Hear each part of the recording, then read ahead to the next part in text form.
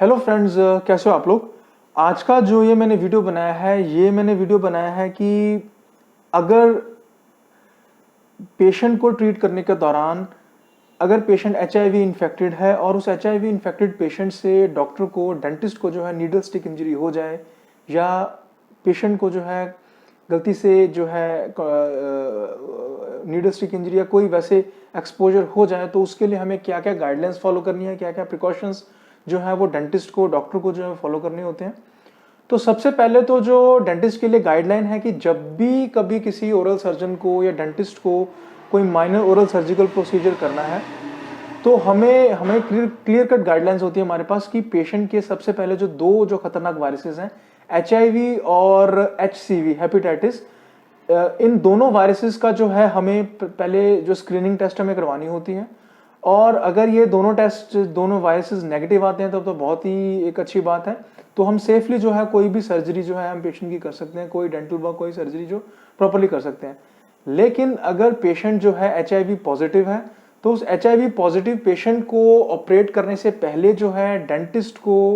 जो है प्रॉपर जो प्रिकॉशंस जो फॉलो करनी होती है वो ये होती है कि डॉक्टर को जो है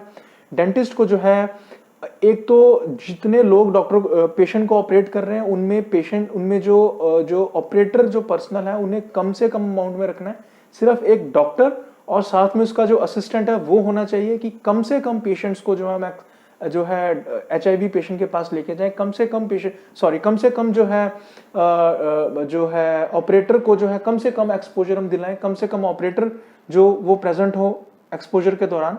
और दूसरा हमें जो है डबल ग्लव्स, डबल मास्क और प्रॉपर हमें गाउन पहन के जो है हमें ये सर्जरी करनी होती है। हमें प्रोटेक्टिव आई वियर्स जो है वो प्रॉपरली पहने होते हैं कि कहीं से हमारा जो म्यूकोजल कांटेक्ट है वो ओपन ना रह जाए, जो म्यूकोजा एरिया वो ओपन ना रह जाए और वहां से जो हमें जो है एचआईवी की सिक्रीशन जो हमारे कांटेक्ट में ना आ जाए। तो इन चीजों को हमें फॉलो करना होता है। और जब हमारा प्रोसीजर जो खत्म हो जाए, प्रोसीजर के खत्म होने के बाद हमें जो है उस ऑपरेटरी को जो है प्रॉपरली फ्यूमिगेट करना होता है फॉर्मलिन से कि एरिया जो है पूरा जो है वो डिसइंफेक्ट हो जाए, तो कोई भी ऐसा जो वायरस की कोई पार्टिकल्स हैं जो कुछ भी जो एनवायरनमेंट में ना रह जाए। और ये मैं आपको बताना चाहूंगा कि स्टडीज से ये पता चला है, स्टडीज हमें ये कहती हैं कि अगर एचआईवी का जो वायरस है वो हमारी बॉडी से बाहर निकल जाता है, जैसे कि एनवायरनमेंट में आता है, जैसे कि जो एचआईवी इन्फेक्टेड ब्लड या एचआईवी इन्फेक्टेड जो सिक्रीशन है वो जब एटमॉस्फेयर में आती है, एनवायरनमेंट में आती है, जब वो ड्राई हो जाती है तो ड्राई होने के कुछ ही घंटों में, लगभग 1 2 3 घंटों के अंदर जो है 90% वायरस जो है वो वहीं किल हो जाता है और उसकी जो इन्फेक्शन करने की पोटेंसी है वो वहां पे खत्म हो जाती है। और 8 9 घंटों में है 99% वायरस जो है वो किल हो जाता है, वो आगे आपको जो है इन्फेक्शन जो है नहीं कर सकता, एचआईवी की इन्फेक्शन आगे आपको नहीं कर सकता है। और भगवान ना करे कि अगर नीडल स्टिक इंजरी हमें हो जाए, गलती से नीडल प्रिक इंजरी हमें हो जाए, इन्फेक्टेड नीडल हमें प्रिक कर जाए, तो हमें क्या करना है, उस कंडीशन में हमें क्या चीजें जो है वो फॉलो करनी होती हैं। तो पहली बात तो जो है हमें बिल्कुल भी पैनिक नहीं होना है कि अगर गलती से नीडल स्टिक इंजरी हमें हो भी जाए। तो एक बात मैं यहाँ पे कहना चाहूंगा कि स्टडी से ये पता चला है कि जो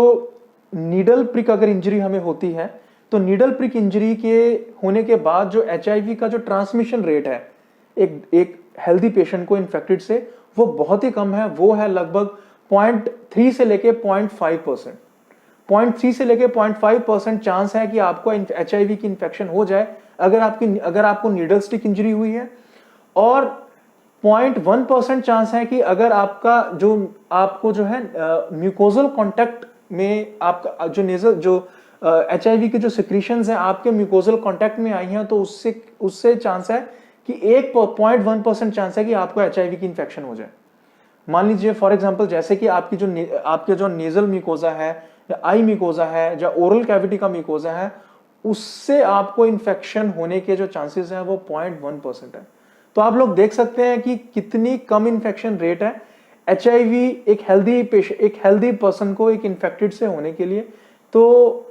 और जो रूटीन डेंटल प्रैक्टिसेस जो हम करते हैं, जैसे रूटीन सलाइवा जो है, उससे जो एचआईवी इन्फेक्शन होने के चांसेस काफ़ी कम होते हैं। तो मैंने बाकी डाटा आपको बता ही दिया है कितने % चांस है कि हमें HIV की इन्फेक्शन हो जाए अगर हमें ऐसे नीडल स्टिक इंजरी हो जाती है।